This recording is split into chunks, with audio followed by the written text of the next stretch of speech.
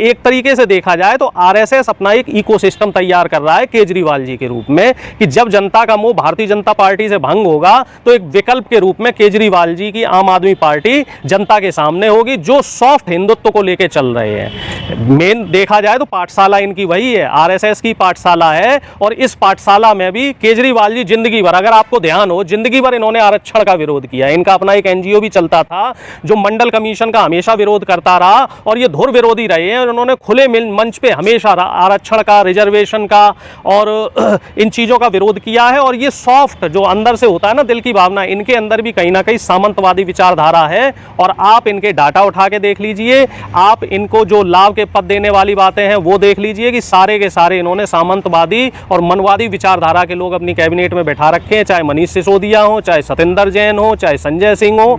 राज्यसभा जो पहले दी थी वो भी 2 गुप्ताओं को दी थी।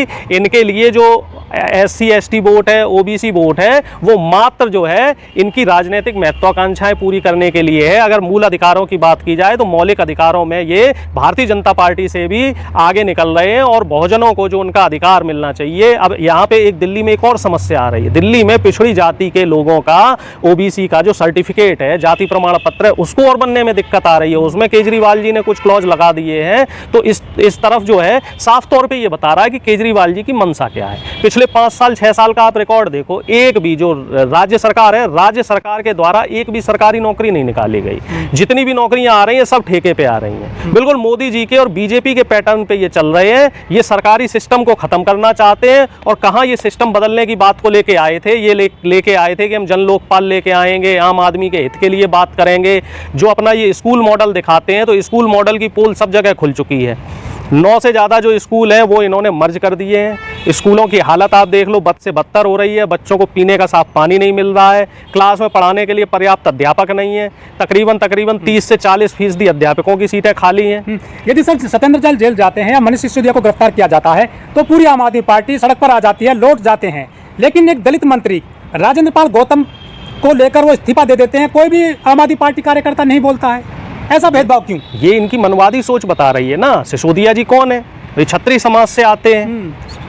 जो जैन साहब हैं वो कौन है? वो भी सवर्ण समाज से आते हैं। और इनके पास क्या है? केजरीवाल जी की नब्ज है। जो भी ये काला पीला कर रहे हैं, चाहे वो काला पीला शराब नीति को लेके हो, चाहे वो शिक्षा नीति में घोटाला हो, तो वो काला पीला जो है उसकी नब्ज इनके पास है, दबी हुई है। अब राजेंद्र गौतम जी क्या थे? बहुजनों की बात कर रहे थे, ठीक है। दलितों पे जो दिल्ली में अत्याचार हो रहा है, जो शोषण हो रहा है, और जो मूवमेंट की बात है उसकी बात कर रहे थे। दलितों को मूल धारा में लाने की बात कर रहे थे। तो उनके ऊपर ये दबाव बना दिया केजरीवाल जी ने। अब मुझे ये बताइए कि जो RSS के लोग हैं और जो पुरानी जो व्यवस्था थी, सामंतवादी व्यवस्था, जिसमें दलितों को 2ym दर्जे का माना जाता था, उसमें और केजरीवाल जी में क्या फ़र्क है? क्यों ये दिखावा कर रहे हैं कि साहब हम बाबा साहब भीमराव अंबेडकर हैं, उनकी नीतियों को मानने वाले हैं, संविधान को मानने वाले हैं। और ये वही केजरीवाल जी हैं जिन्होंने पंजाब चुनाव से पहले, अगर आपको ध्यान हो, 15 दिन की बाबा साहब और संविधान के ऊपर एक सेमिनार की थी। तो क्या उस सेमिनार को इन्होंने अटेंड किया?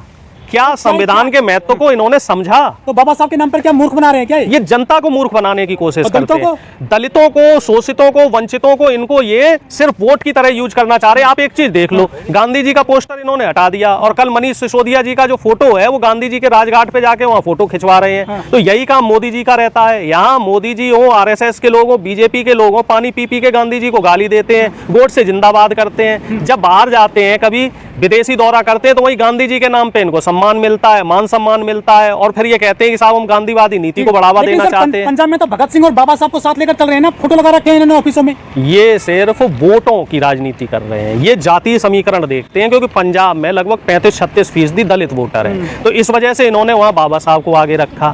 अब गुजरात में ये अलग समीकरण फिट कर रहे हैं, ठीक है। अब आगे कहीं चुनाव होगा तो वहां ये अलग समीकरण फिट करेंगे, क्योंकि गुजरात में जो इनका ये कार्ड है, ये कार्ड नहीं चल रहा है। इसलिए राजेंद्र गौतम जी को बैक एंड पे कर रहे हैं, क्योंकि इनको लग रहा है कि राजेंद्र गौतम जी का जो मामला है, अगर ये आगे बढ़ गया कहीं, तो कहीं ऐसा ना हो कि गुजरात में इनको नुकसान हो जाए। क्या इनको केजरीवाल साहब को गुजरात में दलितों के वोट नहीं चाहिए जो यहाँ पर उनको दरकिनार कर दिया राजेंद्र पाल गौतम जी को? देखो, वहां दलित वोट कांग्रेस के साथ लामबंद है, वहां OBC वोट कांग्रेस के साथ लामबंद है। इस वजह से इनकी जो वहां पे सेंध मारी है वो आदिवासी वोटर्स पे है, मुस्लिम वोटर्स पे है और सवर्ण वोटर्स पे है। इस वजह से ये इन्होंने राजेंद्र गौतम जी को अभी साइड में कर दिया है। अगर दलित वोट में इनकी सेंध हो गई होती तो निश्चित तौर पे राजेंद्र गौतम जी को हाईलाइट करते और सड़क पे आ जाते। जैसे कल देखा आपने मनीष सिसोदिया जी की सीबीआई में 9 घंटे हुई तो उसके लिए रोड शो निकाला गया। और राजेंद्र गौतम जी जो इस देश में मनवादी व्यवस्था के खिलाफ लड़ रहे हैं और दलितों, शोषितों, वंचितों के साथ जो अत्याचार हो रहा है उसमें संघर्ष कर रहे हैं, तो उनकी आवाज को कहीं ना कहीं केजरीवाल जी और आम आदमी पार्टी दबाने का काम कर रही है। अब ये बताइए मुझे, बीजेपी आरएसएस में और आम आदमी पार्टी में फर्क क्या है?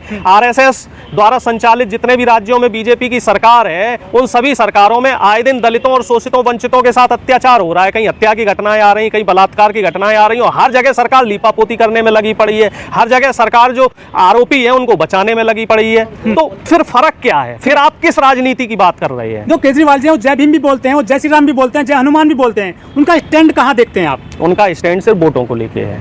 जहां उनको देखते हैं, कर्मी को लेकर आते हैं, गुजरात से खाना खिलाते हैं, वो ये देखते हैं कि मुझे वहां किस तरीके से वोट मिल रहा है। ठीक है, जैसे मोदी जी अभिनय कौशल में पारंगत हैं तो मोदी जी के ये शिष्य हैं केजरीवाल साहब। और ये जहां गुरु है, चाहे गुरु मान लो चाहे शिष्य मान लो, दोनों लोग एक ही थाली के चट्टे बट्टे हैं, एक ही सिक्के के दो पहलू हैं। अच्छा। जहां इनको लगता है जय श्री राम बोलने से लाभ है तो वहां जय श्री राम बोलते हैं, जहां बोलते हैं कि जय हनुमान बोलने से लाभ, वहां जय हनुमान बोलते हैं। कह रहे हैं कि जो दलित है ना वो आम आदमी पार्टी और बीजेपी के बीच में पिस रहे हैं आजकल। नहीं, दलितों को मूल धारा से अलग होना, इनसे अलग होना पड़ेगा, क्योंकि आरएसएस की दोनों ही शाखाएं हैं, चाहे वो बीजेपी हो चाहे आम आदमी पार्टी हो। और जो दलित समाज है, शोषित समाज है, पिछड़ा समाज है, इनको समझना पड़ेगा कि हमारे हितों के लिए इस समय कौन काम कर रहा है और पिछले जो इतिहास में किसने काम किया। लेकिन सर जो दिल्ली में 11 विधायक और हैं राजेंद्र पाल जी के अलावा, उन्होंने एक शब्द नहीं बोला है राजेंद्र पाल गौतम के लिए, वो भी दलित कोटे से आते हैं, चुनकर जाते हैं। वो क्या बोलेंगे? बीजेपी में देख लो आप, 100 से ज्यादा दलित विधायक हैं। तमाम दलित बहन बेटियों पे अत्याचार होते हैं, वो लोग बोलते हैं कभी?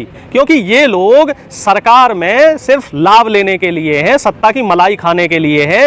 वोट तो ये बहुजनों का लेते हैं, वोट लेने के लिए इनको दलित और दलितों पे शोषण याद आता है, और लेकिन जब अधिकार की बात आती है तब ये लोग कहीं ना कहीं अपनी जो सत्ता की मलाई है उसके लोभ में फंस जाते हैं। लेकिन जनता को इन चीजों को अब अच्छी तरीके से समझना पड़ेगा। अभी आप देख रहे हो कि बीजेपी और कांग्रेस में कार्टून की लड़ाई चल रही है। पहले बीजेपी हमला कर रही है, फिर उसके बाद में कांग्रेस कर रही है, तो कैसे देख रहे हो आप इसे?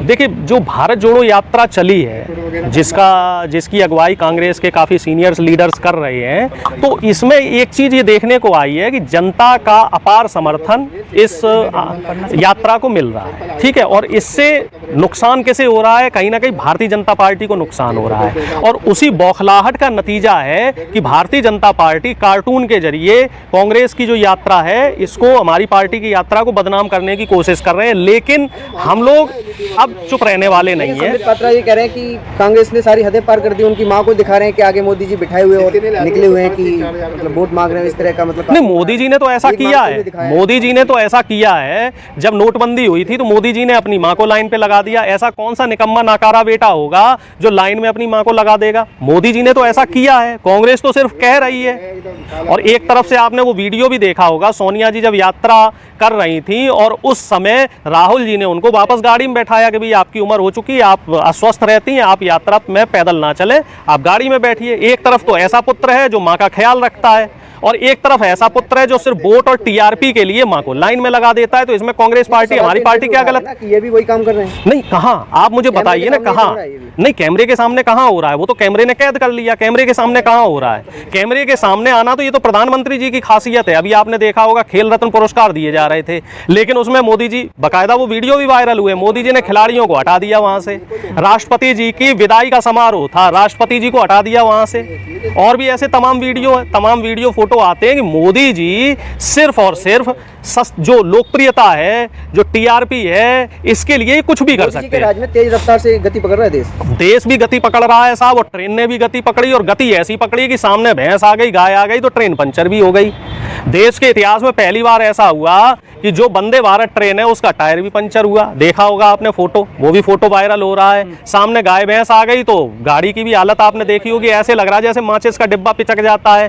तो मोदी जी के जितने भी मॉडल रहे हैं, अब तक जितने भी मॉडल रहे हैं, चाहे वो नोटबंदी का हो, जीएसटी का हो, इन्होंने कोविड के टाइम पे जो अव्यवस्थाएं थी, चाहे वो मॉडल हो, चाहे इनका रोजगार मॉडल हो, चाहे इनका शिक्षा मॉडल हो, सारे के सारे फेल हो चुके हैं। क्योंकि इनकी जो नीतियां हैं, इनकी नीतियों में जो मंशा है वो मंशा साफ नहीं है। अभी परसों माननीय वित्त मंत्री जी का एक बयान आता है कि साहब रुपया नहीं गिर रहा है बल्कि डॉलर बढ़ रहा है। अब देख लीजिए कितना मतलब हास्यास्पद और बचकाना बयान है। बात तो वही हो गई, कान को चाहे ऐसे पकड़ लो चाहे घुमा के पकड़ लो, साहब रुपया नहीं गिर रहा है, वो तो डॉलर बढ़ रहा है। अब चाहे डॉलर बढ़े चाहे रुपया गिरे, बात तो एक ही हो गई ना। तो भारतीय जनता पार्टी के लोगों को इस समय जवाब देते नहीं बन रहा है। ये चारों तरफ घेरे हुए, इसी वजह से खिसियाट में, बौखलाहट में उल जलूल बयानबाजियां करते हैं, उल्टे सीधे ये कार्टून और ये पोस्टर निकालते हैं, फिर बाद में इसमें माफी भी मांगते हैं। माफी मांगने में भी एक्सपर्ट है। दूसरी जो करेंसी है वो भी तो गिर रही है पूरी दुनिया में। जो करेंसी गिर रही है, हाँ। क्या वो करेंसी कि जो वहाँ की अर्थव्यवस्था है वो हमारी देश की अर्थव्यवस्था के बराबर है? अब अगर हम बात करें तो पूरी अर्थव्यवस्था के हिसाब से हमें बात करनी पड़ेगी। हम ग्लोबल हंगर इंडेक्स में 2013 में कहाँ थे? 51वें पायदान पे थे।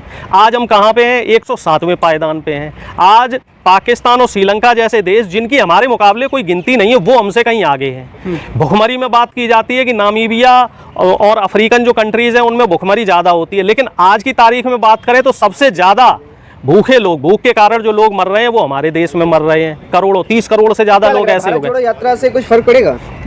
निश्चित तौर पे इस तरह की जो यात्राएं होती हैं इनसे फर्क पड़ता है, इनसे लोगों का विचार बदलता है। भाई देखिए, बीजेपी के लोग ये चिंता ना करें, बीजेपी के लोग चिंता छोड़ दें, कांग्रेस जुड़ रही है या नहीं जुड़ रही है।